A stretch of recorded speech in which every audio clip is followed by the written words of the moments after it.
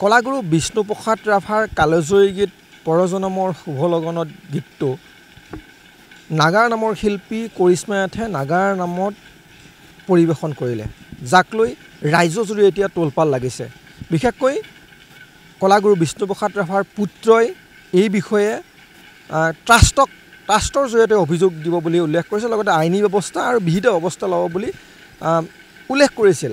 আৰু এই বিষয়ে আমি জানিবলৈ উপস্থিত হৈছিলোঁ কৰিশ্মা নাথৰ বাসগৃহত, আৰু কৰিশ্মা নাথৰ সৈতে পোনপটীয়াকৈ আমি কথা পাতিবলৈ বিচাৰিছিলোঁ, কিন্তু কেমেৰাৰ সন্মুখত কৰিশ্মা নাথে কোনো ধৰণৰ কথা উল্লেখ নকৰিলে, কেমেৰাৰ সন্মুখত কোনো ধৰণৰ মন্তব্য দিয়াৰ পৰা বিৰত থাকিলে।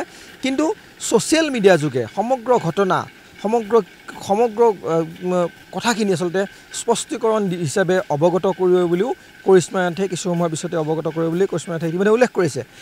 অফ দ্য ৰেকৰ্ডত আমি কথা পাতিছিলোঁ, আৰু কথা পাতোঁতে কৰিশ্মা নাথে এটা কথা উল্লেখ কৰিছে যে এই যি কালজয়ী গীত, এই কালজয়ী গীতটো এয়া প্ৰথম নহয়, ইয়াৰ পূৰ্বেও বহুবাৰ আচলতে নাগাৰ নামত পৰিৱেশন কৰা হৈছে।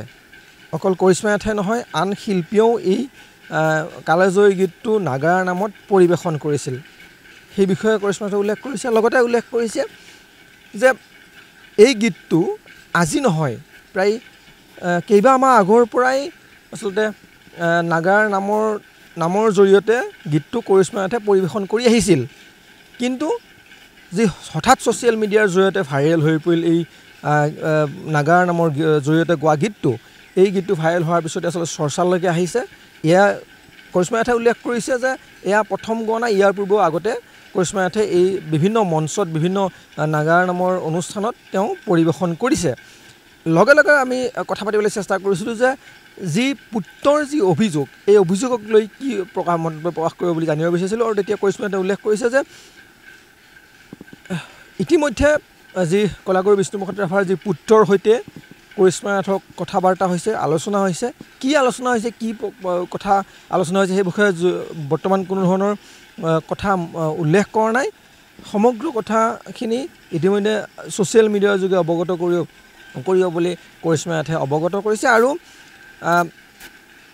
কৰিশ্মা নাথৰ এই বিতৰ্কক লৈ এতিয়া ৰাইজজুৰি তোলপাল লাগি থকাৰ সময়তেই আমি কৰিশ্মা নাথৰ বাসগৃহত আহি উপস্থিত হৈছিলোঁ যদিও কেমেৰাৰ আগত কিন্তু কোনো ধৰণৰ মন্তব্য নিদিলে, মন্তব্য দিয়াৰ পৰা বিৰত থাকিলে। কিন্তু কিছু সময়ৰ পিছতে ছ'চিয়েল মিডিয়া যোগে এই সমগ্ৰ কথাখিনি অৱগত কৰিব বুলিও কৰিশ্মা নাথে আমাক জানিবলৈ দিছে। আপুনি বিচৰা বাতৰি পাব কেৱল নিউজ 18 এপত। নিউজ 18 এপ ডাউনলোড কৰিবলৈ স্কেন কৰক এই QR কোড।